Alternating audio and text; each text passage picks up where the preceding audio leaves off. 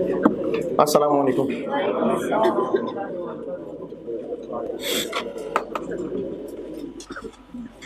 दुरूद शरीफ पढ़।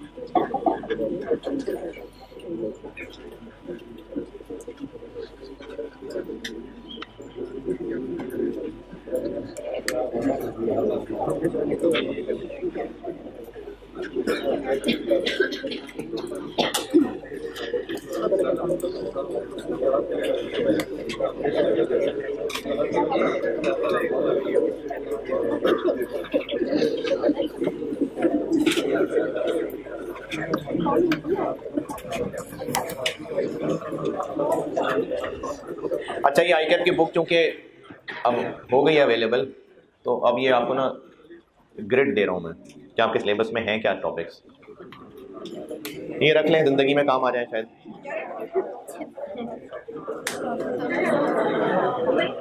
और ये ऑनलाइन वालों के लिए जो पहला सेक्शन बना हुआ है इंट्रोडक्शन स्टडी प्लान वाला, उसमें रख दिया मैंने, सिलेबस ग्रिड के नाम से उसमें रख दिया। ये मैंने ना आईकैप की बुक के चैप्टर रेफरेंसेस लिख दिए साथ।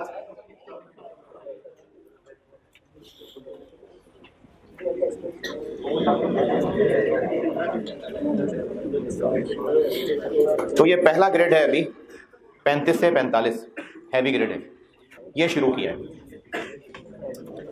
और ये मैं आपको ग्रेड जो है वो पहला और दूसरा मिक्सचर बता रहा हूँ, यानी कभी चैप्टर किसी में ग्रेड 2 में पढ़ाना शुरू कर दूंगा, फिर ग्रेड 1 पे आ जाऊंगा।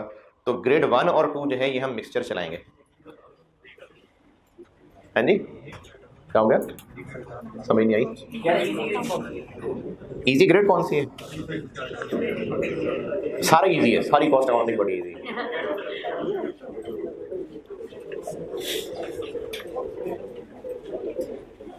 हाँ जी, पहुंच गया सब तक? पेज मिल गया सबको? चले इसको रख लें, काम आ जाएगा कभी जिंदगी में चाहिए हुआ तो।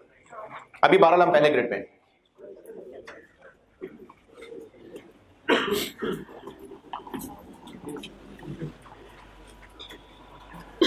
होमवर्क दिया था।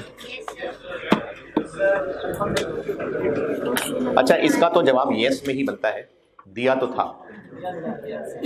किया?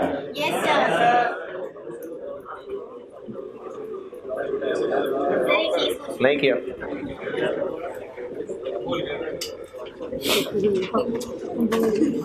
चले ये साफ हो जाएगा, रिजल्ट के बाद कुछ चीजें साफ हो जाएंगी,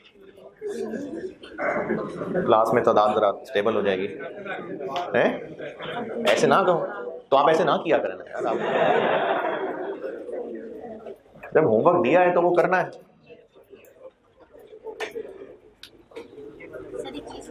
किस किसने किया है? बस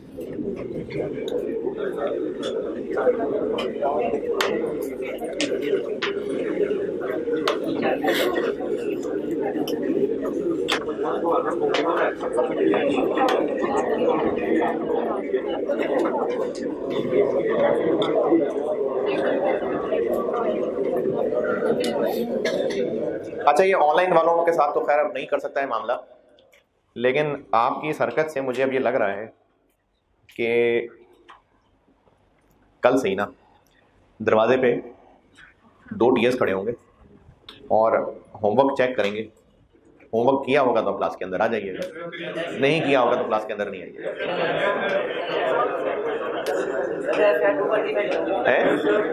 वो जो FR2 वाले बैठे होंगे उनका भी हल हो जाएगा, उनका भी हल हो जाएगा। ये तो नहीं बैठा अभी क्लास में यार, जरा बाहर पीछे जो बैठन में से उठ जाए, बाहर से टीए को बुला के लाइएगा।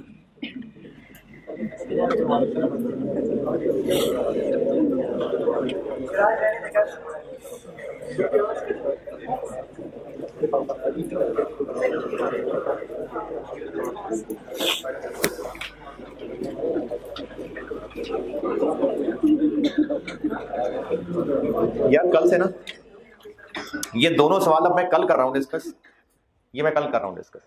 आप लोगों ने करने हुए तो कर लीजिएगा, वरना अगर आपने होमवर्क नहीं करने तो इसका मतलब है कि फिर क्लास के साथ चलने में आपको खास इंटरेस्ट नहीं है, तो फिर क्लास भी क्या करनी है अटेंड करके। अच्छा फजल, कल ये काम याद से, कल से ही मुझसे भी पूछ लेना भी क्लास के बाद ना कि मैंने कौन से 2 सवाल होमवर्क दिए हैं, साथ में दूसरे को भी खड़ा कर लेना। कल क्लास में एंट्री के ऊपर बैरियर है, होमवर्क दिखा देंगे रजिस्टर में किया हुआ तो अंदर आ जाएंगे, नहीं दिखाएंगे तो अंदर नहीं आएंगे। और करप्शन नहीं करनी, 50-50 रुपए पकड़ के अंदर नहीं आने देना, ठीक है? सीरियसली ऐसे करना है कल से। ये आप कल क्लास क्वेश्चन नंबर 5 और क्वेश्चन नंबर 7 आप कल करके आ रहे हैं, मैं कल डिस्कस कर रहा हूं। और अगर नहीं कर रहे तो फिर आप क्लास का हिस्सा ना बनिए। क्वेश्चन 5 और 7 से रिलेटेड अगर किसी के मसले हैं तो वो कल कर रहे हैं डिस्कस हम।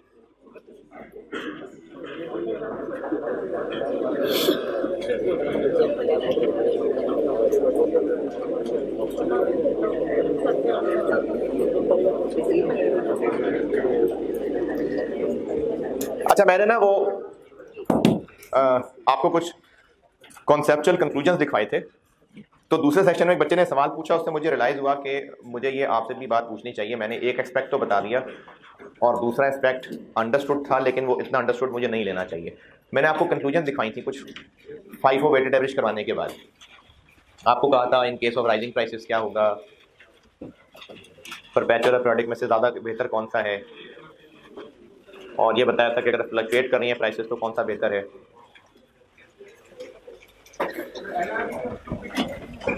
नहीं NRV नहीं, मैंने FIFO वेटेड एवरेज जब खत्म करवा दिया था तब ये तीन बातें इनफैक्ट बताई थी। एक मैंने ये बताया था लेक्चर 8 में, अच्छा लेक्चर 8 में एक बात मैंने ये बताई थी कि प्राइसेस अगर बढ़ती चली जा रही हैं तो FIFO की इन्वेंट्री वेटेड एवरेज की इन्वेंट्री से ज़्यादा होगी।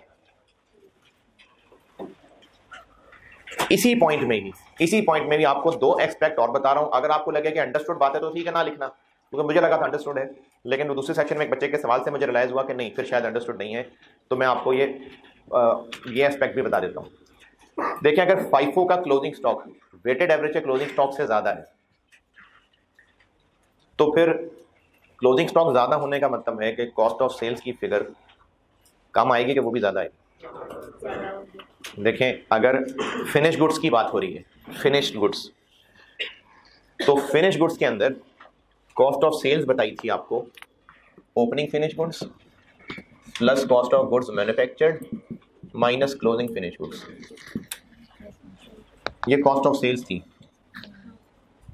नहीं, ये शुरू में आपको फार्मूले लिख के दिए थे, उनमें से एक फार्मूला है।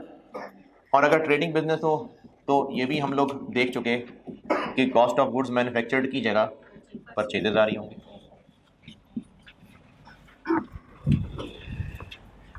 अब मैं ये कह रहा हूं कि अगर अगर प्राइसेस बढ़ रही हैं तो FIFO के तहत निकला हुआ क्लोजिंग स्टॉक वेटेड एवरेज वाले स्टॉक से ज़्यादा है, तो क्लोजिंग स्टॉक माइनस हो रहा होता है।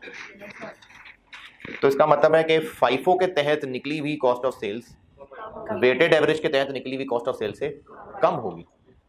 मैंने आपको जो क्लोजिंग स्टॉक का पॉइंट दिखाया था ना, ये उसका दूसरा एस्पेक्ट है। अगर आपको लगता है कि हाँ अंडरस्टूड बात है तो बेशक ना लिखें, अगर अंडरस्टूड नहीं लगती है तो ये बात भी लिख लें। मैंने आपको कहा था कि FIFO के तहत निकला हुआ closing stock weighted average stock से ज्यादा होगा, ये बात लिखवाई थी। किन हालात में बात हो रही है, क्या पढ़ रहे हो? जब प्राइसेस बढ़ती जा रही है, in case of rising prices, ये पॉइंट लिखवाया था। इसी पॉइंट में ही साथ आप चाहे ब्रैकेट में, कहीं नुक्कड़ में, कहीं जगह बन रही है वहां लिख लें, उसी पेज के ऊपर कहीं कोने खुदरे में लिख लेंगे ना तो पता होगा एक पेज के ऊपर ये बातें। उसी पॉइंट में उसका दूसरा एक्सपेक्ट बता रहा हूं। अगर अंडरस्टूड है तो बेशक ना लिखिए, अगर आपको लगता है कि हाँ तो सीधी सी बात है तो बेशक ना लिखिए, लेकिन अगर नहीं लगता तो लिख लें। इसी पॉइंट से कनेक्टेड, इसी पॉइंट से रिलेटेड क्या बात हो रही है, मैंने आपको FIFO वेटेड एवरेज पढ़ाने के बाद कुछ कंक्लूजन्स बताई थी, कुछ कॉन्सेप्चुअल कंक्लूजन्स बताई थी। उनमें से एक पॉइंट ये लिखवाया था कि in case of rising prices FIFO method की इन्वेंट्री EVCO मेथड की इन्वेंट्री से हायर होगी। अब उसी कॉन्टेक्स्ट में बात चल रही है कि प्रॉफिट भी FIFO मेथड में EVCO से ज्यादा निकलेगा। कॉस्ट ऑफ सेल्स, मैं ये कह रहा हूं कि FIFO मेथड की इन्वेंट्री यानी क्लोजिंग स्टॉक ज्यादा होगा EVCO के क्लोजिंग स्टॉक से। और ये फिगर ज्यादा होगी तो आंसर कॉस्ट ऑफ सेल्स कम हो जाएगा।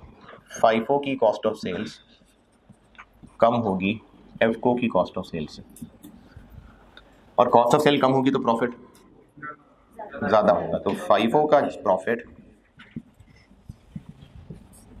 FCO के प्रॉफिट से ज्यादा होगा। तो मैंने आपको ये बात बताई थी, ये इसी के बाकी एक्सपेक्ट्स है, क्योंकि अगर क्लोजिंग स्टॉक ज्यादा है it means cost of sale कम है, और कॉस्ट ऑफ सेल कम है मतलब प्रॉफिट ज्यादा है। तो ये तब मैंने अंडरस्टूड लिया था, लेकिन ये अब बेहतर है कि लिख लेते हैं। मैंने ये एक्सपेक्ट बताया था, ये भी उसी बात का एक्सपेक्ट है। नहीं आ रही बात समझ में? In case of rising prices में मैंने आपको ये बात बता दी थी। अब इस बात का एक और साइड इफेक्ट भी है कि क्लोजिंग स्टॉक ज्यादा आने का मतलब है कॉस्ट ऑफ सेल कम आ रही होगी, और कॉस्ट ऑफ सेल कम आने का मतलब है प्रॉफिट ज्यादा आ रहा होगा।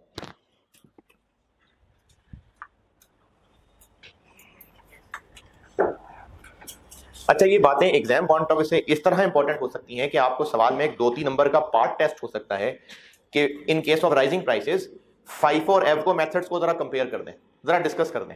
ये बातें उनमें डिस्कस की अंग्रेजी लिख रहे होंगे हम, ये इस हद तक एग्जाम पॉइंट ऑफ व्यू से हो सकती है टेस्ट। ये जो समझा ये दोबारा बता दूं, या एग्जाम इंपॉर्टेंस वाली बात दोबारा बता दूं? क्या जी? ये क्या? Yes sir. क्यों ज्यादा होगा? हाँ, हम रीसेंट प्राइसेस ले रहे होते हैं। तो वापस फार्मूले को देखें, अगर this plus this minus this है और माइनस होने वाली फिगर बढ़ी हुई आ रही है, तो एंड आंसर जो है वो ज्यादा हो जाएगा कम हो जाएगा? इनमें से एक चीज ज्यादा माइनस कर रहे हैं तो ये कम हो जाएगा ना, ये लिखा। अच्छा, अगर कॉस्ट कम होगी, कॉस्ट ऑफ सेल्स कम फिगर है, तो sale minus cost of sales profit, वो एक ज्यादा फिगर होगी। ये वो बात।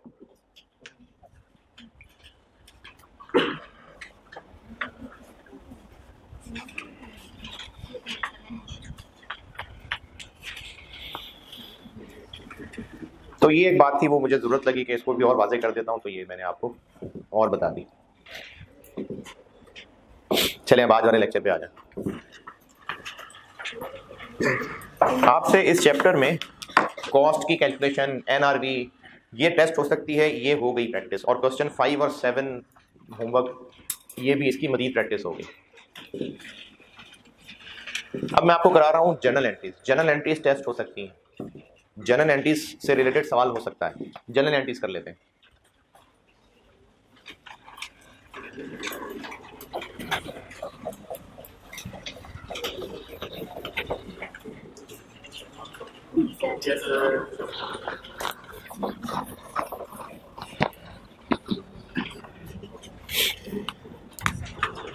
जर्नल एंट्रीज बता रहा हूं, ये आपसे टेस्ट हो सकती हैं।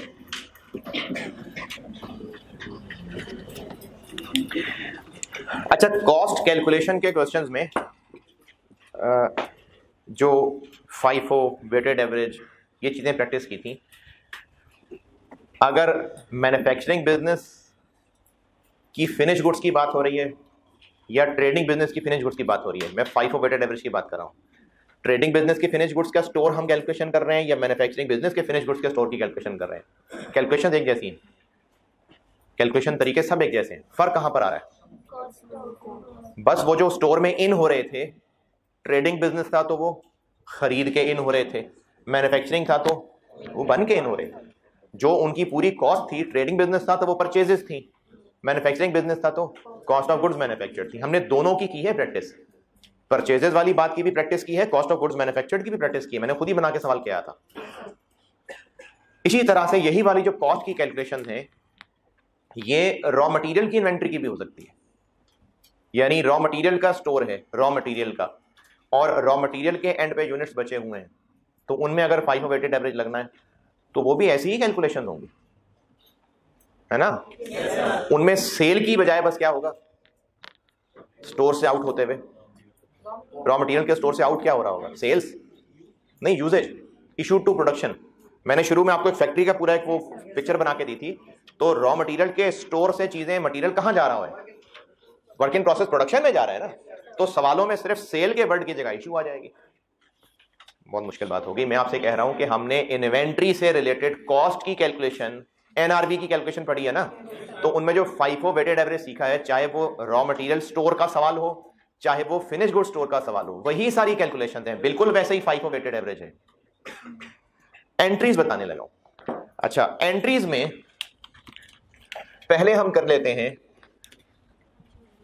रॉ मटेरियल से रिलेटेड, और रॉ मटेरियल की बात कर रहा हूं तो मैन्युफैक्चरिंग की बात कर रहा हूं। पहले हम इस रॉ मटेरियल इन्वेंट्री से रिलेटेड एंट्री सीख लेते हैं, फिर फिनिश गुड्स की भी बताऊंगा। पहले रॉ मटेरियल से रिलेटेड देखते हैं।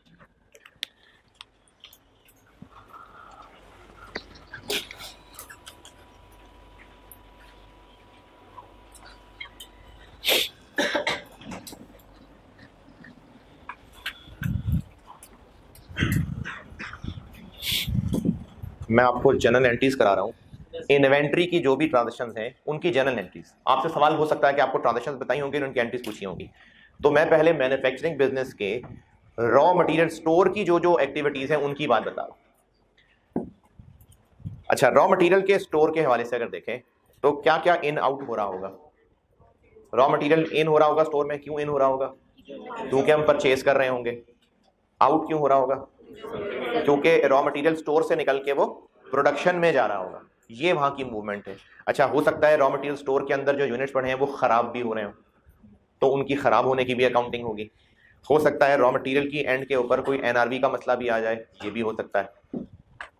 तो सारी ट्रांजैक्शंस करते हैं जी।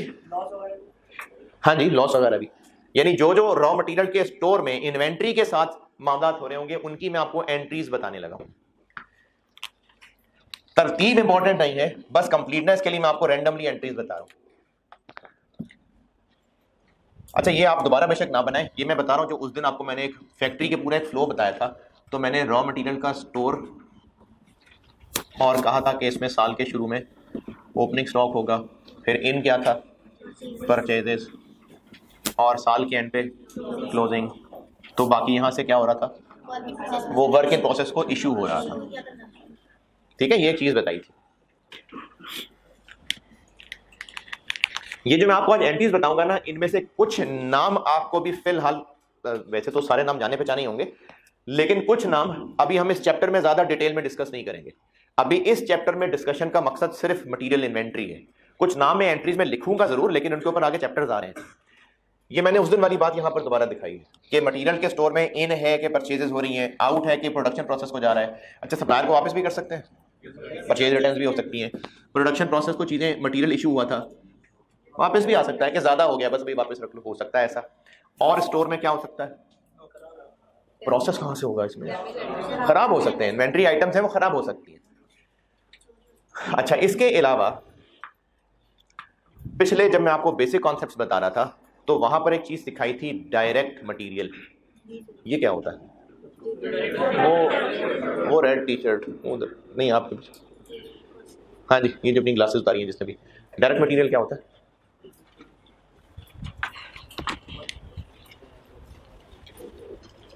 क्या हो गया यार, डायरेक्ट मटेरियल पूछा है। हाँ जी, जो जितना भी पता बता दो। नहीं, वो रेड टी शर्ट वाला, वो जी बेटा, जितना जैसा भी पता है वो बता दो, डायरेक्ट मटेरियल।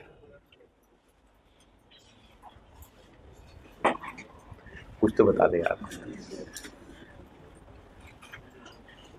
अच्छा चले, नहीं मूड आप, ये रेड टी शर्ट तकरीबन मैरून टी शर्ट। हाँ जी, जो प्रोडक्शन में डायरेक्टली इस्तेमाल हो। अच्छा ठीक है, चले, और ठीक है, ये बात भी ठीक है, कुछ और किसी को बेहतर। हाँ जी, हाँ जी, वो मटेरियल जो फिजिकली प्रोडक्ट का हिस्सा बन रहा है, ये मैंने कहा था। नहीं, जरूरी नहीं, नजर आना जरूरी नहीं है। ये आप जिस बेंच पे बैठे हुए, जरूरी नहीं है कि इसमें लगा हुआ मेटल नजर आ रहा हो, ऊपर तो कवर चढ़ा हुआ है, नजर आना जरूरी नहीं है। वो जो फिजिकल हिस्सा, वो भी हर एक पे डिपेंड करता है कितना को फील हो रहा है, कितना नहीं हो रहा है, लेकिन फिजिकली जो मटेरियल प्रोडक्ट का हिस्सा बन गया वो डायरेक्ट मटेरियल है। जैसे मैंने मिसाल दी है कि जूतों की मिसाल गालिबन दी थी, या फुटबॉल की मिसाल दी थी कि जो चमड़ा है वो फुटबॉल का हिस्सा बन रहा है, जो उस पर धागा लग रहा है वो फुटबॉल का हिस्सा बन रहा है। लेकिन किसी खास पॉलिश से उसको धोया गया किसी खास केमिकल में शाइन लाने के लिए, तो वो तो बस धुल के वो शाइन पाउडर खत्म हो गया, वो इसका हिस्सा नहीं बन सका। तो वो मटेरियल जो प्रोडक्ट का हिस्सा बन रहा है, अच्छा अगर वो प्रोडक्ट का हिस्सा बन रहा है ना, तब ही ये बात पता होगी कि एक फुटबॉल बनाने के लिए कितने रुपए का मटेरियल लगता है, क्योंकि उसका हिस्सा बनता है। बिजनेस को पता होगा, बिजनेस को पता होगा कि जो एक स्टैंडर्ड साइज का जूता बनता है उसके लिए कितना फुट चमड़ा लगता है, ये बात पता होगी। एक बिजनेस जो स्टैंडर्ड साइज की जैकेट सीता है उसको पता होगा कि कितने गज चमड़ा लगता है इसके लिए। एक जैकेट की मिसाल चले आ गई। अब एक जैकेट के लिए एक जो जिप लगती है पूरी, वो बिजनेस को पता होगा कितने की जिप होती है। जो 4 बटन लगते हैं पता होगा वो बटन कितने के हैं। जो चमड़ा जो कपड़ा लग रहा होता है वो पता है कितना है। तो ये सारा कुछ उस जैकेट के हिसाब से डायरेक्ट मटीरियल है। और जो भी चीज डायरेक्ट मटीरियल नहीं है, नहीं जो भी चीज नहीं, मटीरियल इटसेल्फ वो चीज होती है जो फिजिकली एग्जिस्ट करती है। मटीरियल जैसे जो वॉशिंग पाउडर की मैंने मिसाल दी थी, कुछ खास केमिकल है तो केमिकल एग्जिस्ट करता है, मटेरियल कॉस्ट है। फिर इसके अलावा जो प्रोडक्ट बनाने के लिए अगर कोई ग्लू इस्तेमाल हो रहा है, वो जैसे मैंने जूतों की मिसाल दी है, तो उस पर जो सोल्यूशन लग रहा है वो सोल्यूशन वो केमिकल फिजिकल एग्जिस्ट करता है, वो भी मटेरियल कॉस्ट है। फिर इसी तरह से हो सकता है वो जो कीलें लगती हैं, अब किसी जूते में ज़्यादा लग रही हैं किसी में कम लग रही हैं, ये मटेरियल डायरेक्ट हो भी सकता है, कीलें नहीं भी हो सकती हैं, ये बिजनेस टू बिजनेस वेरी कर सकता है, वो भी फिजिकल एग्जिस्ट करती है, वो भी मटेरियल है। यानी जो भी खर्चा जो फिजिकल एग्जिस्ट करता है और कंज्यूम होना होता है वो मटेरियल है। अब या तो वो डायरेक्ट होगा या इनडायरेक्ट होगा। तो डायरेक्ट कौन सा होगा? जो प्रोडक्ट के, अच्छा ये तो है पहचान, ये तो एक पहचान की गाइडेंस है कि जो प्रोडक्ट का हिस्सा बन रहा है वो डायरेक्ट है। असल रूल क्या है डायरेक्ट? कि जो एक यूनिट बनाने के लिए क्लियरली ट्रेस हो सकता है कि कितने रुपए का चमड़ा, कितने रुपए का धागा, कितने रुपए के बटन, ये डायरेक्ट कॉस्ट। और जो ये नहीं हो सकता उस वाले मटेरियल को क्या कहेंगे? Indirect material. और ये इनडायरेक्ट मटेरियल किस नाम में लिस्ट में जाके खड़े हो जाते हैं? Factory overheads. तो ये जो मटेरियल का स्टोर है, इस स्टोर के अंदर जूतों पे लगने वाला चमड़ा भी पड़ा हुआ है और वो जो जिस पॉलिश से उनको धोया जाना है वो भी यहां मौजूद है। यानी स्टोर के अंदर डायरेक्ट मटेरियल भी पड़ा हुआ है और इनडायरेक्ट मटेरियल भी पड़ा हुआ। कहां से आया? खरीदा गया है। अब इस स्टोर की सारी ट्रांजैक्शंस की अकाउंटिंग बताता हूं। मटेरियल जब खरीदा जाएगा, हाँ एक बात और, कॉस्ट अकाउंटिंग में ना परपेचुअल सिस्टम ही फॉलो होता है। यानी एक बिजनेस जो मैन्युफैक्चरिंग है और वो स्टॉक इन सब का रिकॉर्ड रख रहा है तो वो परपेचुअल ही यकीनन फॉलो कर रहा है। तो ये सारी जो मैं आपको एंट्रीज बताने लगा ये परपेचुअल ही है, ये परपेचुअल सिस्टम ही की है। पीरियोडिक सिस्टम कहीं मजबूरन फाइनेंशियल अकाउंटिंग में इस्तेमाल होता हो तो होता हो, कॉस्ट अकाउंटिंग में परपेचुअल सिस्टम ही है। यानी इसकी जो डबल एंट्रीज डिस्कस है ना आपके सिलेबस में, जो मैं आपको सिखा रहा हूं, जो एग्जाम में भी टेस्ट होती है, वो परपेचुअल सिस्टम ही है।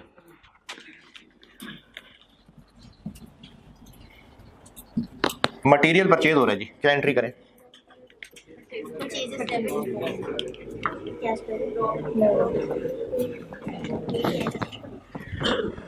हाँ जी, मटेरियल खरीद रहे हैं, स्टोर में आ रहा है, तो ये हमारी मटेरियल एक इन्वेंट्री है। इसको रॉ मटेरियल इन्वेंट्री के नाम से रिकॉर्ड कर सकते हैं, मटेरियल इन्वेंट्री भी कह सकते हैं, रॉ मटेरियल इन्वेंट्री कह देते हैं। Raw material inventory debit, credit क्या होगा? खरीद रहे हैं, अगर कैश पे खरीद रहे हैं तो कैश, और अगर उधार पे है तो पेएबल बन जाएगा। और अगर खरीदा हुआ वापस कर रहे हैं तो नहीं, परचेज रिटर्न नहीं होगा। यही मटेरियल की परचेजेस अगर रिटर्न हो जाए,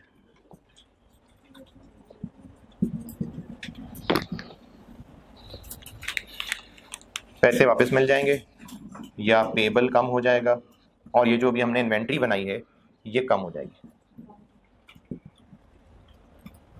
अच्छा, जिन्होंने इंट्रो पढ़ी भी है और जो बचपन में परचेजेस डेबिट करते आए हैं, वो पीरियोडिक सिस्टम होता था, वो पीरियोडिक सिस्टम होता था। परपेचुअल सिस्टम में परचेजेस का वर्ड नहीं आता, परपेचुअल सिस्टम में इन्वेंट्री डेबिट होती है। चीजें खरीदना एसेट है। जो इंट्रो में जिन्होंने पढ़ा हुआ है वो परचेजेस जो डेबिट होती थी वो पीरियोडिक सिस्टम फॉलो हो रहा होता था। हम जो कॉस्ट अकाउंटिंग में एंट्रीज पढ़ रहे हैं इस चैप्टर में वो परपेचुअल ही की एंट्रीज हैं बस जी। रिसीवेबल किस बात का? रिसीवेबल क्यों? खरीदा था तो पेएबल बनाया था, वापस कर दिया तो पेएबल कम हो गया। सर एक इन्वेंट्री अकाउंट खुलना काफी है ना, ऐसे तो नहीं कि रॉ मटेरियल इन्वेंट्री से दूसरी रॉ मटेरियल एक इन्वेंट्री के अकाउंट में साइड आ सकते हैं। मिसाल यानी लेदर के लिए लेदर और अलग अकाउंट हो सकते हैं, बिल्कुल हो सकते हैं, लेकिन आपके पॉइंट ऑफ व्यू से नहीं। खरीदा हुआ वापस कर दिया, और क्या क्या मटेरियल के स्टोर में हो सकता है, इशू हो सकता है। अच्छा, जब खरीद रहे हैं ना, खरीदते हुए फर्क नहीं पड़ रहा कि स्टोर में जो मटेरियल आ रहा है ये डायरेक्ट है या इनडायरेक्ट है, कोई फर्क नहीं पड़ रहा है, वो सब हमारे लिए मटेरियल और स्टोर में आएगा। तो चाहे डायरेक्ट हमने खरीदा हो चाहे इनडायरेक्ट खरीदा हो, एंट्री यही है।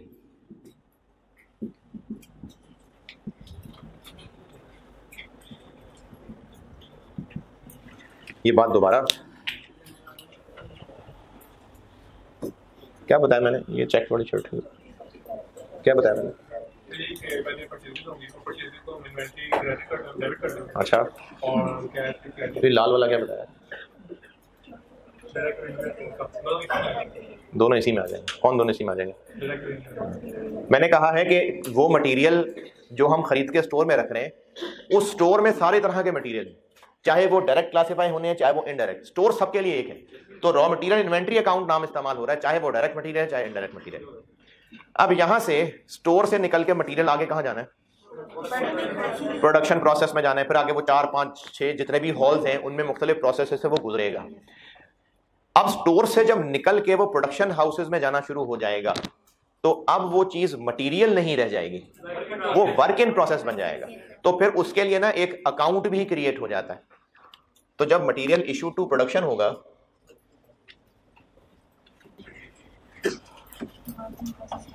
तो वो मटेरियल से निकल गया, मटेरियल हो जाएगा क्रेडिट और वर्क इन प्रोसेस हो जाएगा डेबिट। अच्छा, यहां पर इतनी सी बात तो मैंने भी फिलहाल समझा दी। अब एक डेबिट और लिख रहा हूं जो भी समझा नहीं रहा, बस लिख रहा हूं क्योंकि इस पे चैप्टर अलहदा है बाद में। एक होगा debit work in process inventory, work in process WIP ना, वर्क इन प्रोसेस को कहते हैं और मशहूर नाम है, यानी आप WIP यूज करें, वर्क इन प्रोसेस पूरा लिखने की जरूरत नहीं है, WIP बिल्कुल एक्सेप्टेबल है। ये जी एक्सेप्टेबल एग्जाम में लिए ना, और क्या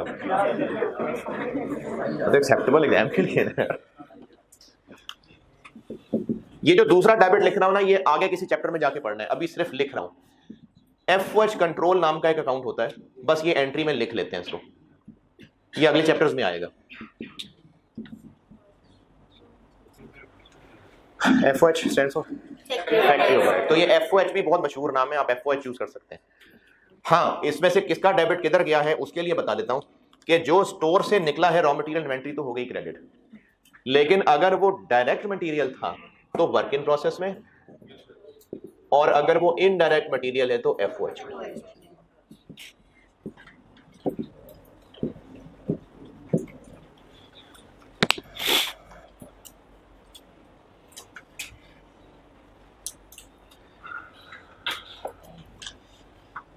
अच्छा, अब ये एंट्रीज हम कर तो रहे हैं, लेकिन अमाउंट क्या है इनकी?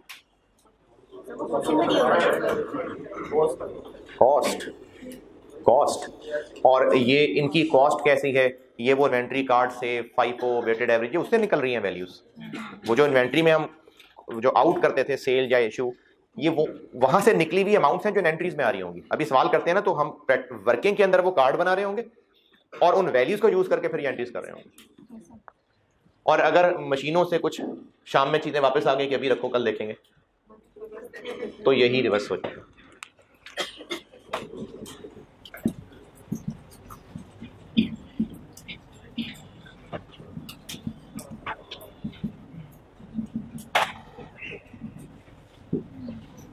यही वाली रिवर्स हो जाएगी। रॉ मटेरियल स्टोर में वापस आ जाएगा, और अगर वो डायरेक्ट था तो वर्क इन प्रोसेस से वापस आया है, और अगर वो इनडायरेक्ट था तो FOH कंट्रोल से वापस आया है।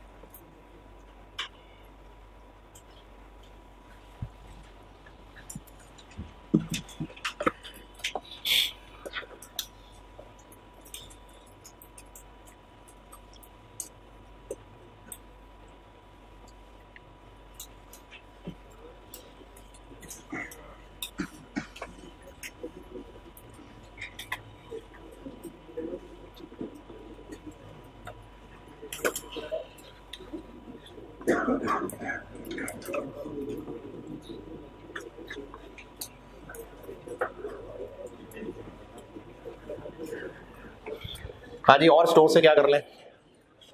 सर लॉस भी कर सकते हैं। लॉस कर लेते हैं, ये मिटा दो।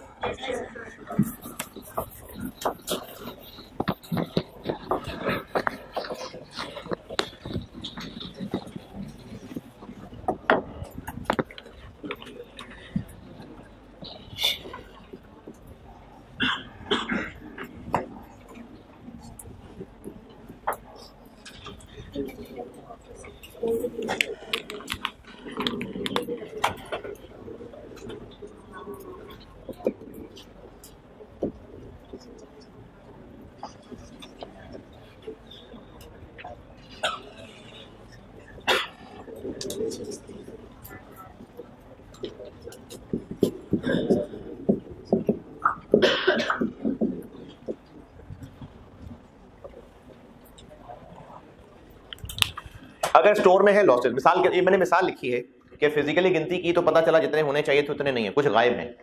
अब वो हो गए होंगे, कहीं गायब ले गया होगा चोर वोर कोई। अच्छा, फिजिकली टूट फूट भी हो सकती है, ये तो मैंने मिसाल लिखी है कि फिजिकल काउंट पे पता चला कि कुछ गायब है। वैसे भी डैमेज भी टोटली हो सकते हैं, बिल्कुल उठा के फेंक दिए वो भी लॉस्ट है, आग लग गई खराब हो गए। ये तो मिसाल लिखी है मैंने कि फिजिकल गिनते हुए शॉर्टेज है। अगर मटेरियल में जो स्टोर है उसमें मटेरियल हो गया जाया, डिपेंड करता है कि ये जो मटेरियल का जाया होना था या बिल्कुल गायब हो जाना था, ये नॉर्मल है या एबनॉर्मल है। ये दो कॉन्सेप्ट समझ लें। इस नॉर्मल और जी for example shortage found in physical count. अच्छा अच्छा, चले मैं यार असल में कलर बड़े पसंद है ये सारे, तो ये लो। वो देखो ना, वो बुरा मान जाएगा, आगे बैठा कुछ ग्रीन शर्ट पहन के। ग्रीन कलर बड़ा अच्छा है यार, हमारे मुल्क का कलर है। चले मैं पढ़ देता हूं। For example E.G. Shortages found in physical count, ये ऐसे और ये ऐसे। अच्छा, अब ये जो लॉसेस हैं ये नॉर्मल और एबनॉर्मल ये दोनों हो सकते हैं। नॉर्मल एबनॉर्मल समझ लें। इन्वेंट्री स्टोर करते हुए ना, बिजनेस की नेचर पे डिपेंड करता है कि कुछ लॉसेस होते ही होते हैं। जैसे आप अंडे अगर कभी खरीदने गए दुकान से, तो अंडे जो ट्रे के अंदर रखे होते हैं, अब एक ट्रे होगी उसमें पूरा वो जगह बनी होती है, अंडे उसमें रखे होते हैं, फिर ट्रे के ऊपर ट्रे, फिर ट्रे के ऊपर ट्रे। अब वो स्टोर वाला ये नहीं कर सकता कि एक एक अंडे के लिए बाकायदा फोम का अलग से कैरियर बनाया, एक अंडा वहां रखा हुआ है, एक अंडा वहां रखा हुआ है। वो ऐसे नहीं कर सकता। वो जो अंडों की ट्रेज हैं वो पूरी पूरी ट्रेज ही उठा के मूव होनी है। जो गाड़ी जो वहां डिलीवर करने आई है उस गाड़ी से वो ट्रेज 10-12 इकट्ठी निकलेंगी, वो लाके स्टोर में रखेगा। ये नॉर्मल हैंडलिंग ही ऐसी है। एक एक अंडे को बहुत एहतियात से नहीं रखा जा सकता, ये नॉर्मल हैंडलिंग है। इसी तरह से कभी आपने अगर कहीं कंस्ट्रक्शन होते देखी हो, मजदूर ईंटें उठा के लेके जा रहे हैं, तो वो बहुत एहतियात से एक ईंट को पूरे कपड़े में लपेट के अच्छी तरह कवर करके एहतियात के साथ सीने से लगा के ऊपर रखे आएंगे, टूट ना जाए। ऐसा नहीं होगा। कभी देखा होगा तो अगर जस्ट ऊपर वाले फ्लोर पे है ना, तो यहीं से उठा के ईंटों पर फेंक रहा होता है, या 10-12 ईंटें 8 ईंटें वो कैपेसिटी पे डिपेंड करता है, सर के ऊपर रखी और वो उठा के लेके जा रहे हैं। या वो जो एक वो हाथ वाली गाड़ी होती है, पता नहीं क्या कहते हैं उसको, है रेडी, वो जिसमें एक पहिया आगे लगा तो ऐसे उठा के आगे ले जाते हैं। तो अब उसमें वो ईंटें उठा के फेंक रहे हैं। फिर ईंटें उठा के जब वो ट्रॉली से ईंटें आई हैं तो उनको भी रख रहे हैं, तो उनको बहुत प्यार से एक एक करके नहीं रख रहे होंगे, उनको बस रखते चले जा रहे हैं। तो ये नॉर्मल हैंडलिंग है। इस हैंडलिंग में 2, 4, 5 ईंटें टूट ही जानी है। इसी तरह से वो जो अंडों की मिसाल ली थी, उनमें ट्रेज में अंडे रखते रखते नीचे जो ट्रे है उसमें कुछ ना कुछ अंडे टूट जाएंगे। फिर इसी तरह से जो मटेरियल, चाहे वो किसी भी चीज का है, कपड़ा है, चमड़ा है, वो रखना तो कहीं रैक्स में होगा ना कहीं स्टोर में रखा जाएगा, तो कोई रैक्स होंगे, कुछ शेल्फ्स बने होंगे। तो अगर उनका पाइल बनाया जाएगा तो रखते हुए निकालते हुए जो नीचे पड़े रह गए होंगे उनमें से कुछ ना कुछ खराब हो ही जाएंगे। ये कहलाते हैं नॉर्मल लॉस, कि ये तो होने ही होने हैं। अच्छा, इसमें यह भी हो सकता है कि मजदूरों ने उठा के ट्रक से निकालना है, लाके स्टोर में रखना है, तो मजदूरों की एक हैंडलिंग का तरीका है। इस दौरान में अगर कोई नुकसान हो रहा है तो उसको यही कहेंगे ना कि मिस हैंडलिंग हो रही है ना। लेकिन अगर ये सब एक नॉर्मल प्रोसीजर का हिस्सा है तो इसको नॉर्मल लॉस कहते हैं। लेकिन अगर कहीं हुआ शॉर्ट सर्किट, स्टोर में लग गई आग और फिर वहां पर 10-15 यूनिट्स जल गए, ये एबनॉर्मल है। या अगर कोई वर्कर था, उसको कोई गुस्सा था किसी बात पे, उसके पैसे कहीं मारे हुए थे, तो वो जाते हुए को 15-20 यूनिट जेब में डाल के ले गया। ये एबनॉर्मल चीज है। तो नॉर्मल और एबनॉर्मल का फर्क, वो लॉसेस जो बिजनेस नेचर पे डिपेंड करते हुए उस नॉर्मली होते ही होते हैं। इन अदर वर्ड्स एक्सपेक्टेड भी कह सकते हैं कि ये तो होने ही थे, इतने तो होते ही हैं। प्लानिंग का हिस्सा तो कहना ठीक नहीं है। जैसे बाद बच्चे ना जब कैफ पढ़ना शुरू करते हैं तो वो हर अटेम्प्ट का एक नॉर्मल लॉस उन्होंने एक पेपर का रखा होता है कि हर अटेम्प्ट में एक पेपर तो रहना ही रहना है, तो ये वो नॉर्मल लॉस हो गया उनका। तो स्टोर में होने वाली आइटम्स के लॉसेस नॉर्मल भी हो सकते हैं, एबनॉर्मल भी हो सकते हैं। ये नॉर्मल एबनॉर्मल वाली बात समझ आई कि नहीं जी?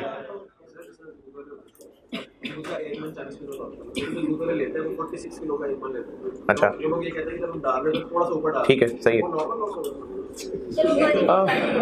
नहीं, वो जो आप इसको इस सेंस में ले रहे हैं कि वो जो ज्यादा उनके पास इन हो गया है, या अब ये सारा जो मटेरियल का वजन है ये हैंडलिंग में ही कम ज्यादा हो रहा है ना, तो हाँ ये नॉर्मल चीजें सारी, ये सब नॉर्मल है।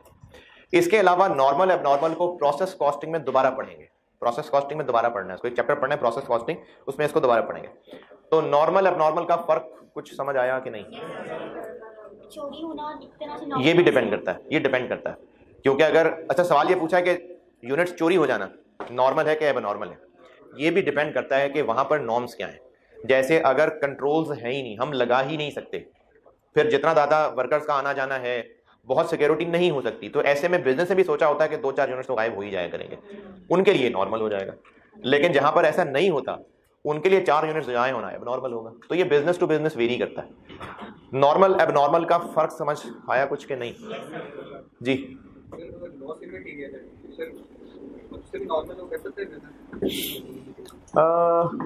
ये मटेरियल होना मतलब मामूली सा होना, ये कंपनी की मर्जी है, मैनेजमेंट की मर्जी है, यानी कॉन्सेप्चुअली इसमें कोई इख्तलाफ नहीं है। कह सकते हैं कि अगर मामूली सा है तो उसको वो नॉर्मल समझ लें, ऐसा हो सकता है। नॉर्मल एबनॉर्मल का फर्क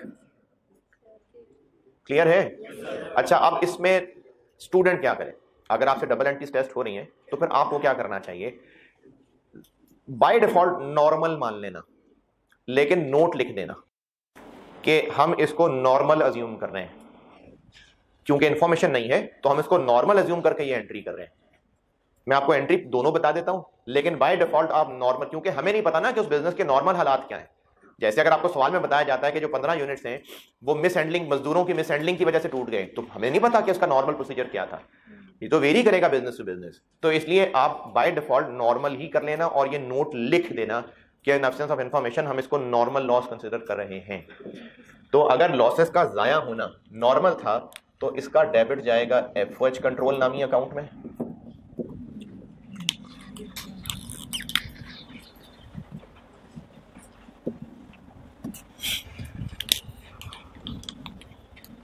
और अगर ये एबनॉर्मल था तो इसको हम P&L डेबिट कर सकते हैं।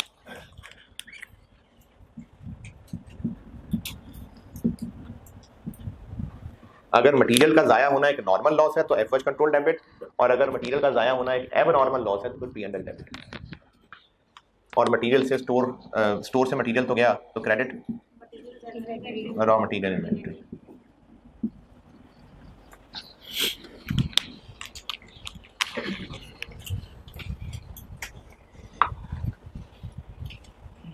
अमाउंट क्या होगी इसकी?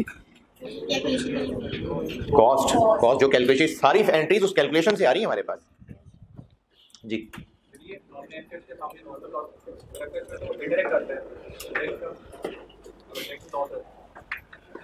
चाहे डायरेक्ट मटेरियल का ये नुकसान हुआ है, चाहे इनडायरेक्ट का नुकसान हुआ है, वो एफओएच कंट्रोल में जाएगा। यहां पर ना मैंने ये फर्क नहीं किया कि डायरेक्ट मटेरियल के इनडायरेक्ट मटेरियल, जिसका भी नुकसान हुआ है अगर वो नॉर्मल लॉस है तो एफओएच कंट्रोल में जाएगा और एबनॉर्मल है तो P&L में जाएगा। नहीं, प्रोडक्शन वाला लॉस मटेरियल स्टोर में होने वाला काम है। जो प्रोडक्शन मशीन्स हैं उनमें जो लॉस हो रहा होगा प्रोडक्शन के दौरान, क्या वो स्टोर रॉ मटेरियल स्टोर में होने वाला नुकसान? मैंने इसी एफओएच के बारे में कहा है ना कि आप अभी लिख लें इसको, अभी हमने इस पे अलग चैप्टर पढ़ना है। एफओएच कंट्रोल अभी एक अलग चैप्टर पढ़ना है, इसलिए मैंने सिर्फ लिखा है एंट्री के अंदर। ये जो मैंने ऊपर लिखा भी है, इन स्टोर में होने वाले लॉसेस, प्रोडक्शन लॉसेस ये नहीं है। प्रोडक्शन लॉसेस हम लोगों ने प्रोसेस कॉस्टिंग में जाके पढ़ने हैं। ये मटेरियल के स्टोर में होने वाले लॉसेस की बात कर रहा हूं। प्रोडक्शन लॉसेस से क्या मुराद? वर्क इन प्रोसेस जो प्रोडक्शन चल रही है उस दौरान कोई अगर मटेरियल खराब हो रहा है, मशीनों के अंदर उसकी कटिंग होकर खराब हो जाता है, वो उसकी बात हो रही है। प्रोडक्शन लॉसेस तो प्रोसेस कॉस्टिंग में पढ़ाऊंगा। मैंने अभी सिर्फ मटेरियल के स्टोर की एंट्रीज बताई हैं आपको। यहां होने वाला लॉस ये उसकी एंट्री, मशीन खराब हो जाती है जिसके अंदर भी चीजें बनानी है, तो फिर वो लॉस। वो तो I-16, वो तो पीपी, वो तो रिपेयर मेंटेनेंस है, वो मटेरियल का नुकसान तो नहीं है। मशीन का लॉस तो है ना, क्लीनिंग बहुत प्रोसेस से काम हुआ वो तो मशीन खराब हुई ना, उस मशीन को ठीक कराना पड़ेगा, तो वो तो रिपेयर मेंटेनेंस। अगर हम कॉस्ट अकाउंटिंग में भी रहें तो वो तो FOH की चीज़ है, फैक्ट्री के खर्चे, रिपेयर मेंटेनेंस। हम मटेरियल, उस फिजिकल चीज जो मटेरियल स्टोर में है उसकी बात कर रहे हैं, उसके लॉसेस। चमड़ा ला के रखा हुआ था, जूते बनाने का बिजनेस है, तो वो जो चमड़ा था उनमें से कुछ उठाने में, खींचने में कुछ कोने इधर उधर लग के फट गए, वो शीट बेकार हो गई, वो उठा के फेंकनी पड़ेगी, ये उसकी बात हो रही है। अच्छा, ये मैं आपको अभी एंट्री तो ये कर दी है, लेकिन आगे सवाल में आके बताता हूं, अभी जबानी देख लें। अमाउंट क्या है इनकी? कॉस्ट। अगर इसकी कॉस्ट 100 रुपए है, लेट से ये 100 रुपए हो गई इन्वेंट्री क्रेडिट, लेकिन क्या पता ये जो यूनिट्स खराब हुए हैं ये किसी ना किसी कबाड़िए को बेचे जा सकते हो, और वो जो 100 रुपए का यूनिट खराब हुआ ये शायद 15 रुपए का बिक जाए, तो ये क्रेडिट कितने से? 100 से। कैश डेबिट 15 रुपए, 85 डेबिट ली।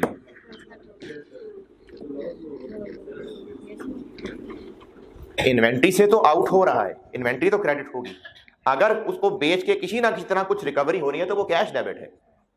100 रुपए का ये था, कैश क्रेडिट हो गया। 15 रुपए का हम कबाड़िया को बेच रहे हैं तो कैश 15 रुपए डेबिट, ये भी आ जाएगा सवाल में आगे। तो जो 85 रुपए है ये उसकी एंट्री। ओके, अच्छा, ये जो एंट्रीज हम यहां कर रहे हैं ना, बस इन एंट्रीज की हद तक, ये जो इन्वेंट्री चैप्टर है, एंट्रीज हैं, या बस इतना कहीं ना कहीं आपको पता हो कि इनकम स्टेटमेंट या सेल्स, एक्सपेंसेस, प्रॉफिट, इस हद तक अकाउंटिंग का नॉलेज यूज हो रहा है, तो आपने डेबिट क्रेडिट सीखा हुआ होगा तो फिर ये बातें समझ आएंगी। अगर किसी ने इंट्रो पढ़ी नहीं, डेबिट क्रेडिट सीखा नहीं, तो इसलिए कह रहा था कि इंट्रो वाले लोग रिकंसिडर कर लें बात। यहां तक ये जो एंट्रीज बताई, यहां तक ओके? कोई सवाल यहां तक? अब चाहे रॉ मटेरियल की इन्वेंट्री हो, चाहे फिनिश गुड्स की हो, अभी हम रॉ मटेरियल पढ़ रहे हैं। साल के एंड पे उनकी वैल्यू कैलकुलेट होगी, यानी लोअर ऑफ कॉस्ट और NRV। तो मटेरियल की भी NRV हो सकती है। अगर ये सारी एंट्रीज मैं टी अकाउंट की शक्ल में आपको बताऊं, आपको मैं NRV वाली एंट्री समझाना चाह रहा हूं, इसलिए अभी तक अगर हम जितनी एंट्रीज की हैं इसका अकाउंट बना के देखें तो सबसे पहले BD होगा, क्यों? ओपनिंग। फिर और हमने क्या किया है? परचेज किए हैं, ये डेबिट हो रहा है। परचेज रिटर्न की है, ये क्रेडिट हो रहा है। इशू टू प्रोडक्शन है, रिटर्न हो रही है।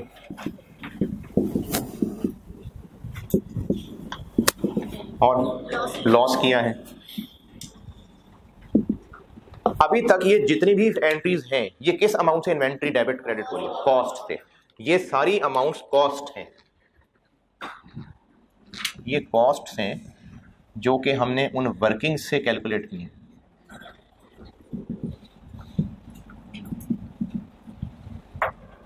FIFO, FCO, ये उसके तहत निकली हुई हैं। अभी तक जितना भी किया ये सब कॉस्ट पे हैं। अगर अभी इसका हम एक बैलेंस निकालें तो वो जो CD बैलेंस निकलेगा, यानी क्लोजिंग इन्वेंट्री, उसकी अमाउंट क्या निकलेगी? इसका बैलेंस कॉस्ट ही निकलेगी। क्यों कॉस्ट निकलेगी? क्योंकि सारा कुछ कॉस्ट पे रिकॉर्डेड है। तो अगर अभी इस वक्त इसका CD बैलेंस निकाला गया तो जो आंसर क्लोजिंग स्टॉक होगा वो नेचुरली उसकी कॉस्ट ही होगी। मिसाल के तौर पे ये यानी कॉस्ट 1200 आ गई, क्लोजिंग इन्वेंट्री की कॉस्ट हो गई 1200, लेकिन इसकी NRV निकाली गई और NRV निकली 1000। अब हमें अपनी क्लोजिंग इन्वेंट्री को 1200 पे रहने देना है या 1000 पे लाना है? 1000 पे लाना है। तो 1200 तो अभी बुक्स में मौजूद है, 1000 पे लेके जाना है, तो एक एंट्री करनी पड़ेगी ना। कितने से? 1000 से, 200 से। Inventory debit credit? क्रेडिट करनी पड़ेगी। ठीक है शाबाश, ये बता दो। तो लास्ट एंट्री है कि हमें ईयर एंड पे अगर एनआरवी की कोई एडजस्टमेंट करनी पड़ रही है, NRV adjustment at year end, अगर हमें एनआरवी की एडजस्टमेंट करनी पड़ रही है तो जो एनआरवी की एडजस्टमेंट होती है ना वो नॉर्मल ही कंसिडर होती है, वो एक नॉर्मल चीज ही कंसिडर होती है। तो है तो ये भी एक 200 रुपए का नुकसान ही ना, ये 200 रुपए का नुकसान हो रहा है। तो इसकी एंट्री में फिर इसी तरह से एफओएच कंट्रोल में जाएगी। और रॉ मटेरियल इन्वेंट्री क्रेडिट, और ये एंट्री कितने से हो रही होगी? 1000 रुपए से, 200 रुपए से।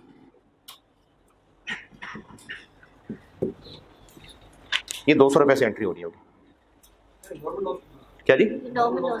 ये चीजों का पड़ा रह जाया करना, कोई दब लग जाना, कोई कट लग जाना, ये नॉर्मल है। इसी वजह से वैल्यूज डाउन हो जाना, ये नॉर्मल चीज मानी जाती है। यानी एनआरवी डाउन हो जाना एक नॉर्मल चीज कंसिडर की जाती है। क्या जी? नहीं, फिर तो ये नहीं होता ना। ये हमें कब करनी पड़ेगी एडजस्टमेंट? अगर एनआरवी कॉस्ट से कम है, कम है। अगर एनआरवी ज्यादा है तो बस ठीक है, फिर कोई मसला नहीं है। अगर एनआरवी कम है तो ये एडजस्टमेंट करने की जरूरत है, वरना जरूरत नहीं है।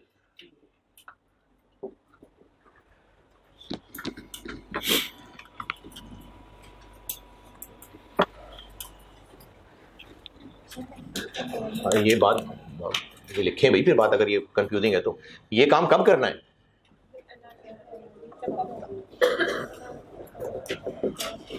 तो करना है ये काम। अगर एनआरवी ज्यादा है तो टेंशन नहीं है फिर।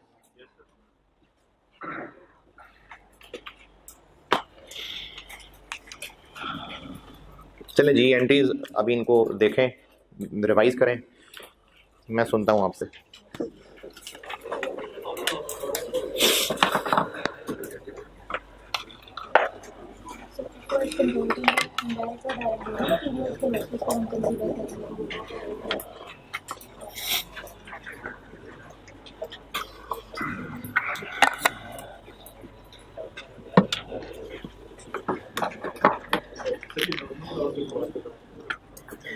मैंने कहा है कि ये जो एनआरवी का कॉस्ट से कम होना है ना, ये एक नॉर्मल चीज ही समझी जाती है। यानी ये नॉर्मल होता है कि वैल्यूज कहीं ना कहीं डाउन हो ही जाया करती हैं कुछ चीजों की, तो इसको बाय डिफॉल्ट नॉर्मल ही समझा जाता है। लेकिन अगर ये चीजें जली हैं और उनका जलना नॉर्मल चीज नहीं थी, एक हादसा हुआ है, फिर उनकी वैल्यू डाउन हुई है, तो फिर वो एफओएच की जगह ये डेबिट हो जाए। जी अभी मैं रॉ मटेरियल बता रहा हूँ ना, नहीं वैसे ही नहीं, फिर कल करेंगे फाइनल गुड की तब देखेंगे। जी वो जो मैंने कैश की मिसाल दी थी, हाँ जी, इंश्योरेंस क्लेम रिसीवेबल भी हो सकता है। मैंने अभी जो कैश की मिसाल दी थी उसमें इंश्योरेंस क्लेम रिसीवेबल भी हो सकता है।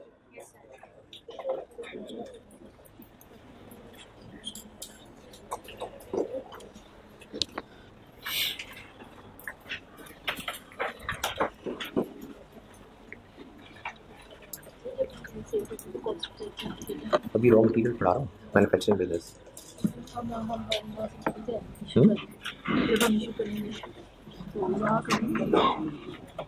मैं रॉ मटेरियल की एंट्रीज पढ़ा रहा हूँ, फिनिश गुड्स की नहीं पढ़ाई है।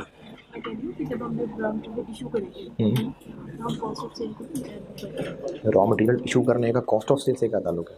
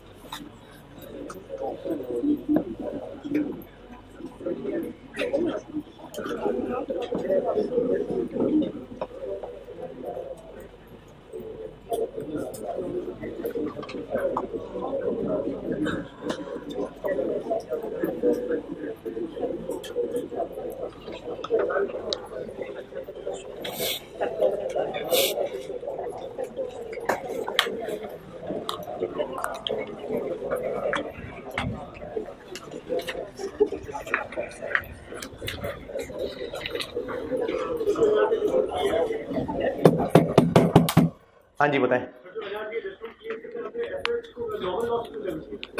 एफएच को जी जी अच्छा, बाकी लोग भी सुन लें, मैं दो दफा ये बात बता दी, बाकी लोग भी सुन लें। ये जो एनआरवी का डाउन होना है, ये बाय डिफॉल्ट ये नॉर्मल चीज ही समझी जा रही होती है। एनआरवी राइट डाउन होना ये बिजनेस में एक नॉर्मल चीज समझी जाती है, तो इसलिए इस राइट डाउन का इफेक्ट नॉर्मल लॉस के तौर पे लिया गया। इन केस कि अगर ये चीजें जाया हुई, खराब हुई, जल गई और ये एक एबनॉर्मल काम था, तो ठीक है, फिर इसकी जगह पर एफओएच की जगह पीएनएल चला जाएगा।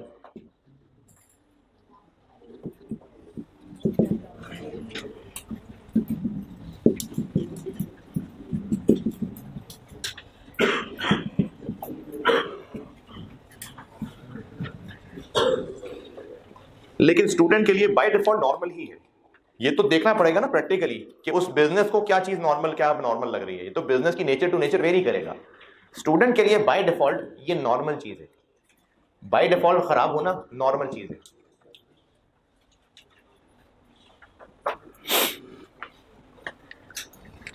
Entry is done, okay. चले एक सवाल करते हैं पास्ट पेपर्स का। फास्ट पेपर्स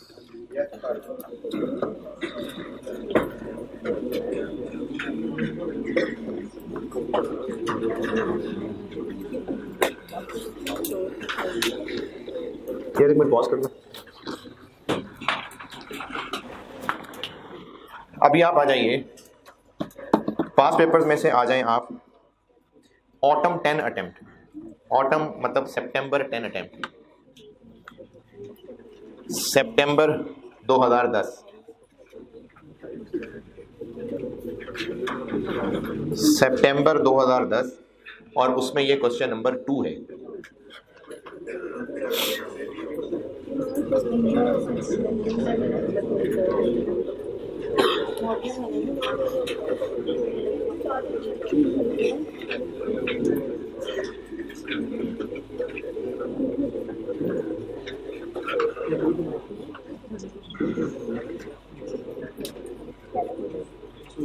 क्वालिटी लिमिटेड के नाम से सवाल है।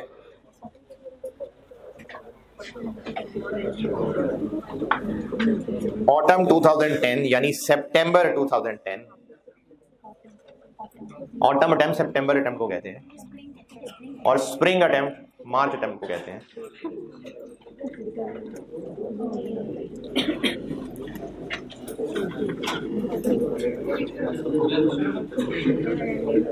यार इतनी दूर से विजन नहीं होगा कि आप उधर देख रहे होंगे, आपके पास कुछ नहीं है।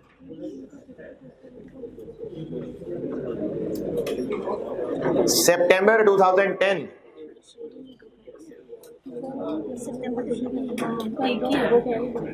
क्या जी? सितंबर वाली शेयर नहीं है, स्प्रिंग वाली है। पेपर में स्प्रिंग तो बॉटम का शेयर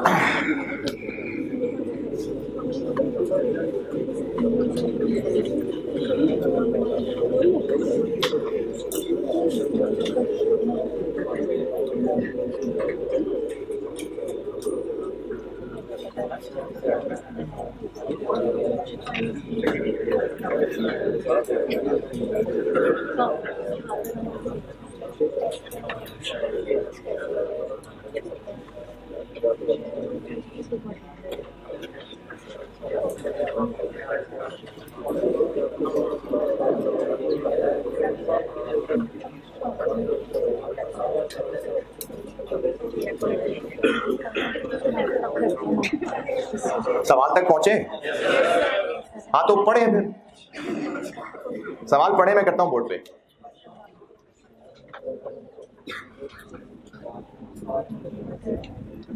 इनके साथ शेयर साथ हो जाए।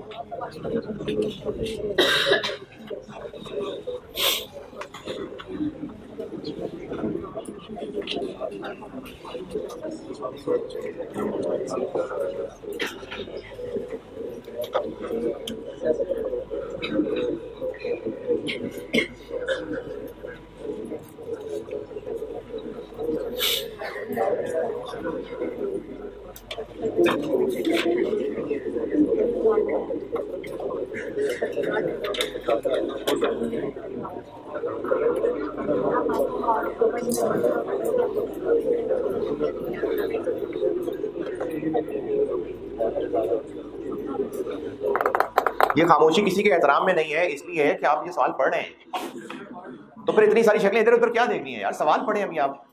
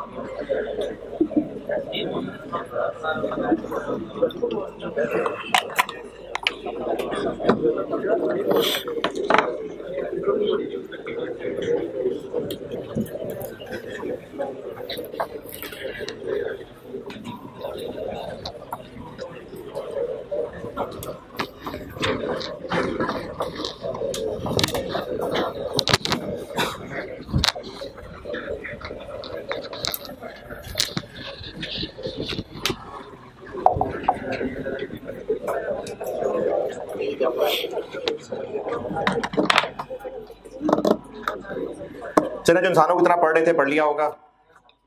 सवाल के पहले पैराग्राफ से पता चल रहा है कि मैन्युफैक्चरर है, is a manufacturer of washing machines, perpetual method follow हो रहा है और कॉस्ट कैलकुलेशन के लिए एफको मेथड फॉलो हो रहा है। ये पहले पैराग्राफ में सब बता दिया। अगर ये परपेचुअल मेथड ना भी कहता ना, the company uses perpetual method, तो भी परपेचुअल ही है।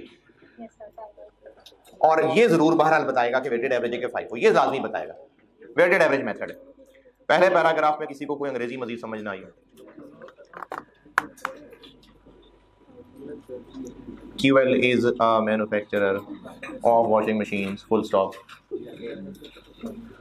अच्छा, अब आपको ट्रांजैक्शंस बताई हैं मटेरियल से रिलेटेड। अच्छा, ये SRM क्या है? ये क्या है जी SRM? हाँ जी भाई, मटेरियल है। अगर लिखा होता रॉ मटेरियल अल्फा, तो अल्फा क्या होता? बट नाम है मटेरियल का, तो ये SRM इस मटेरियल का नाम है बस। तो जून के महीने की ट्रांजैक्शंस हैं और इन सारी ट्रांजैक्शंस की मांगी हैं जनरल एंट्रीज। लेकिन चूंकि परपेचुअल है और वेटेड एवरेज मेथड है, तो एंट्रीज की अमाउंट्स कहां से आएंगे? वो कार्ड बनाना पड़ेगा। तो एंट्रीज की जगह छोड़ के, क्योंकि सवाल की ना अच्छी प्रेजेंटेशन ये होती है कि अगर तो आपसे कुछ खास रिपोर्ट या एंट्रीज मांगी हैं, जैसे इस सवाल में कह दिया कि एंट्रीज रिक्वायर्ड हैं, या हो सकता है कि हम मार्जिनल एब्जॉर्प्शन का चैप्टर पढ़ेंगे ना, तो वहाँ इनकम स्टेटमेंट्स बनानी हुआ करेंगी, तो आपसे सवाल की रिक्वायरमेंट होती है प्रिपेयर इनकम स्टेटमेंट। अब ये खास स्टेटमेंट मांग ली है, तो अच्छी प्रेजेंटेशन ये है कि जो स्टेटमेंट मांगी है आंसर वहां से शुरू हो। अब उसके लिए जो चीजें चाहिए वो फिर वर्किंग्स में बनती जाएं। लेकिन अगर कोई ऐसा को खास स्टेटमेंट नहीं मांगी, बस आपसे कहा है कंप्यूट, कैलकुलेट, तो फिर जो आप करते जा रहे हैं काम, बस वही आंसर है। फिर उसका कोई खास पैटर्न नहीं है, बस आप जो काम करते जा रहे हैं, हाँ जो काम आप कर रहे हो वो इतनी तमीज से जरूर करें कि आपको भी पता चले क्या कर रहे हैं और पेपर मार्क करने वालों को भी पता चले क्या कर रहे हैं, ताकि उसको नंबर देने में कोई मुश्किल ना हो आपको। तो कॉस्ट अकाउंटिंग के क्वेश्चन सॉल्व करते हुए, सारे क्वेश्चन जब मैं सॉल्व कराऊंगा, बोर्ड पे करूंगा मोस्टली, जो भी क्लास में कर रहा हूँ, बाकी होमवर्क डिस्कस कर रहा हूँ, तो हम ये चीज डिस्कस किया करेंगे कि इसका फॉर्मेट क्या रखें। तो इस सवाल का फॉर्मेट क्या रखें? एंट्रीज से स्टार्ट करना है, लेकिन एंट्रीज की अमाउंट्स कहां से आएंगी वो वर्किंग करनी पड़ेगी। तो अच्छी प्रेजेंटेशन ये है कि सॉल्यूशन एंट्रीज से स्टार्ट हो, तो हम एंट्रीज की जगह छोड़ लेते हैं। 10-12 एंट्रीज ही होंगी, 11 हैं, तो चलें 2 पेज 3 पेज जैसे भी देख लें कितनी कितनी लाइनें, 2-3 पेज छोड़ लेते हैं और आ जाते हैं वर्किंग पे।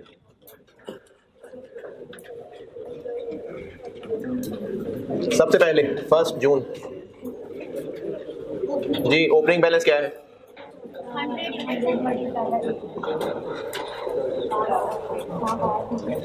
जी जनाब, 100 यूनिट से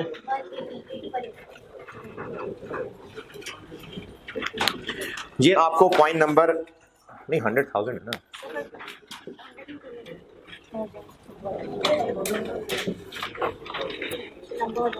कोई बात नहीं, वो ना यूनिट्स पूरे 1000 में आंसर नहीं ना आने इसमें, या तो कोई बहुत बड़ी फिगर्स हो ना, सारी 3-3 जीरो कम से कम आ रहे हो, तो फिर तो आप रुपीज इन थाउजेंड्स कर लें, तो इसमें तो सारे 1000 में नहीं आने आंसर, तो पूरी लिख लें। 1 लाख यूनिट्स हैं पॉइंट नंबर 1, साल के शुरू में 1 लाख यूनिट्स हैं और 80 रुपए का एक है। क्या जी? 8 मिलियन, जी मिलियन। नंबर 2, 1.5 लाख यूनिट्स 5 जून को खरीदे हैं 85 रुपए के, तो 5 जून परचेजेस कितने? 150,000, 85 का एक, 12750 और वेटेड एवरेज है तो हम अपडेट करते जाएंगे, ये हो गए 250 और ये बन गए क्या? 20750। तो फिर रेट क्या अपडेट हो गया? 2075 को डिवाइड करेंगे 83 point something. No 83 weighted average method है ना, तो मैं ये वर्किंग में बना रहा हूं क्योंकि ये हम कैलकुलेशन करेंगे तो एंट्रीज की अमाउंट्स बनेंगी। यहां तक कोई मुश्किल परेशानी? पॉइंट नंबर 3, स्टोर से 1.5 लाख यूनिट्स इशू हो गए, तो आउट हो गए यहां से। 6 तारीख को इशू हो गए और 150,000 इशू हुए जो कि यही 83 वाले ही पड़े हुए थे। 1245 तो अब बैलेंस रह गया 1 लाख 83 वाले 83।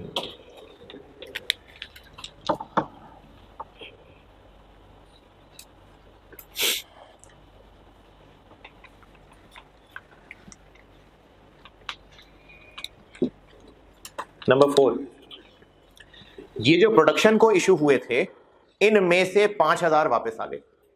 5000 defective units were returned from the production to the store, ये 12 तारीख को वापस आ गए।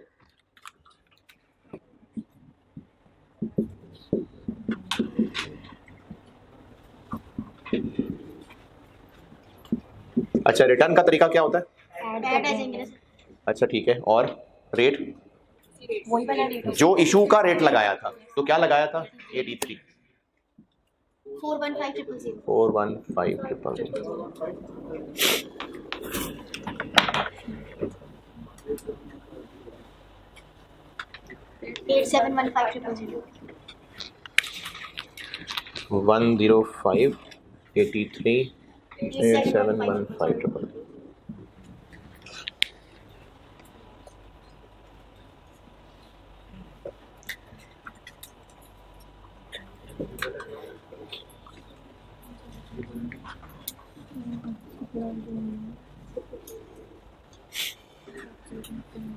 अच्छा, जो सवाल मैं बोर्ड पे सॉल्व कर रहा हूं तो उसको नहीं जरूरत लिखने की है? नहीं लिख रहे आप? क्यों नहीं लिख रहे? बाद में खुद सॉल्व करोगे, ठीक है, शाबाश। लेकिन अगर बाद में तब ना समझ आया कि कहाँ था क्या था, फिर क्या करोगे?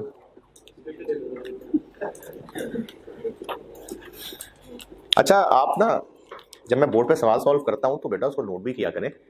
अगर आपको ये लग रहा है ना सिर्फ के पीछे सोल्यूशन है तो सही, तो ठीक है सोल्यूशन है, लेकिन आपके हाथ से सवाल नहीं गुजरा होगा तो आप सवाल सॉल्व करने में फिर यूज टू नहीं हो पाएंगे। तो ये आप बोर्ड से जरूर नोट किया करें। हाँ, अगर आपको लग रहा है कि मेरी स्पीड तेज हो गई है, मैं बोलने में ज्यादा आगे निकल गया, तो मुझे बताएं, मैं रुक जाऊंगा, आप नोट कर लें, लेकिन इसको लिखा करें और लिखने की स्पीड तेज रखा करें, बहुत तेज, क्योंकि पेपर में ना अगर आपकी लिखने की स्पीड तेज है तो 10-15 मिनट बचा सकते हैं आप, लेकिन अगर आप हैं क्या करना है बचा के? वेरी गुड, जबरदस्त। ये तो आप पेपर में जब बैठे होंगे ना और आखिरी 15-20 मिनट रह गए होंगे और करने वाले 4 सवाल बाकी होंगे, फिर इसकी कीमत पता चलेगी तो आप ना इसको जब नोट किया करें तो लिखने की स्पीड तेज रखा करें। अच्छा, पेपर में स्पीड मजीद तेज होगी जितनी आपकी नॉर्मल वैसे है, लेकिन उससे हो जाएगी तेज है। पेपर में स्पीड तेज हो जाती है, खुद ही तेज हो जाती है। कभी ना तजुर्बा कभी किसी ने करके देखा ना, वैसे तो तजुर्बा ना करना, लेकिन आप वैसे भागे ना तेज मैक्सिमम तो आपकी खास स्पीड होगी, लेकिन अगर लग जाए ना पीछे कुत्ता फिर आपके अंदर ऐसी खुदादा सलाहियतें बाहर आएंगी जो आपको पता नहीं होगा। तो पेपर में ऐसे ही होता है, पेपर में आपकी स्पीड बढ़ जाएगी, लेकिन आप उससे पहले ही ज्यादा स्पीड की आदत रखें तो फिर वहां से आगे और बढ़ेगी। तो बोर्ड से लिखा करे बेटा, और तेज तेज लिखा करें। और अगर पढ़ाई का टाइम जो लोग अच्छे टाइम पढ़ाई का मैनेज कर लें, तो जो क्लास वर्क है ना, आप उसको भी सॉल्व किया करें घर जाके, दोबारा उसको दोबारा सॉल्व किया करें अगर अच्छे बच्चे हैं तो। अगर नहीं तो फिर आगे मुश्किलें आएंगी इसकी। और जिसको लगता है ना कि आप इसको जाके घर दोबारा नोट करें तो रजिस्टर ज़ाया होगा, तो रजिस्टर बचा के आपने क्या करना है, फिर अगले टाइम के लिए इस्तेमाल हो जाएगा। तो ये रजिस्टर ना बचाने के चक्करों में रहें। 12 तारीख को रिटर्न हो गया, उसके बाद 15 तारीख को 150,000 यूनिट्स खरीदे हैं। कितने खरीदे हैं? 150 खरीदे हैं 88.1 का, 13215। तो अब ये पोजीशन बन गई कि स्टोर में हो गए हैं 255,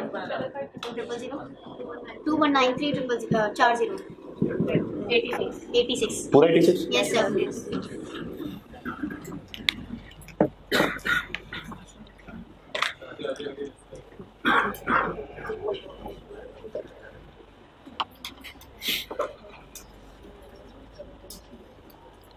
अच्छा, मैं ना ये 4 पॉइंट्स पूरे कर दूं तेजी से, तो अब ये आप इसको फिर लिखते रहिएगा ताकि मैं इसको पूरा कर रहा हूँ।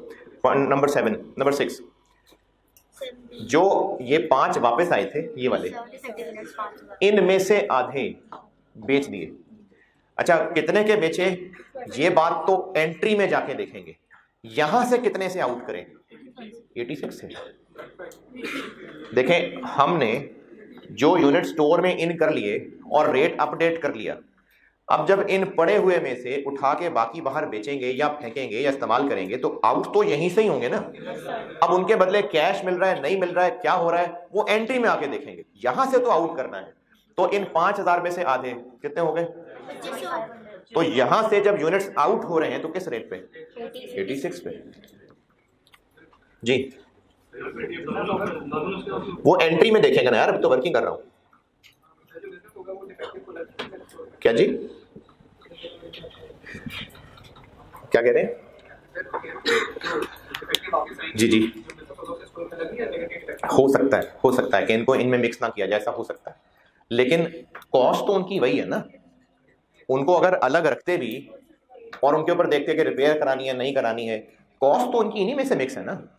यहां पर हम कॉस्ट का रिकॉर्ड रख रहे हैं। अब इनमें से कुछ चीजें, जैसे ये अगर फिनिश गुड्स होती है और हम इनको बेच रहे होते, कुछ को महंगा बेच रहे होते, कुछ को सस्ता बेच रहे होते, तो बेच रहे होते, यहां तो उनकी कॉस्ट का ही रिकॉर्ड आ रहा है ना। तो वो जो डिफेक्टिव है, कॉस्ट तो उनकी पूरी ही थी, तो यहां तो बस इन आउट से कॉस्ट अपडेट हो रही है।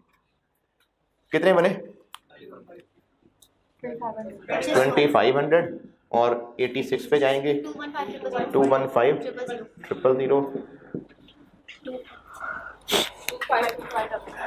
तो बाकी रह गया 252500 86 पे 21715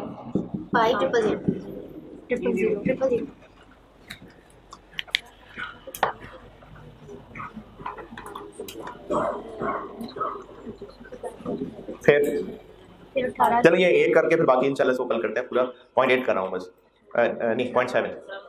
दी रिमेनिंग, कितने रिमेनिंग? 2500 वो सप्लायर को वापस कर दिए। अब सप्लायर से उसके पैसे लें ना लें वो एंट्री का मसला है, यहां से वो आउट हो गए। और चूंकि ये परचेज रिटर्न है तो परचेज रिटर्न किस रेट पे लिखेंगे? जिस पे परचेज की थी। तो ये परचेज कौन सी थी? 83 वाली 85 वाली या 88 वाली? 85 तो ये बताया तो नहीं है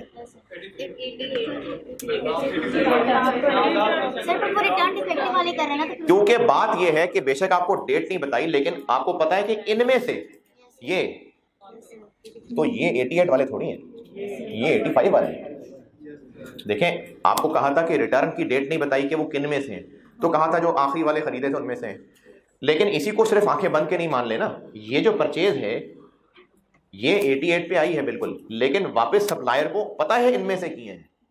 कहा तो है कि उन खराब में से बाकी आ गए, तो वो खराब थे ही ये 85 वाले, तो इसलिए इनको हम 85 पे वापस करेंगे। क्या जी? रिटर्न जिस पे ओरिजिनली थी उसी पे वापस करना है। ये बात पहले नहीं हुई कभी? हुई जी। क्या अज्यूम कर रहे हैं? नहीं, अज्यूम करने वाली क्या बात है, लिखा तो हुआ है on 18 June the remaining defective units were return, लिखा तो है। ये कितना बना? 212500 जी। टोटल रह गए 250,000। बस यहाँ से इंशाल्लाह मैं कल कंटिन्यू करता हूँ। 2150 86.01 चले यहाँ से इंशाल्लाह कल कंटिन्यू करते हैं। ठीक है जी, अल्लाह हाफिज़।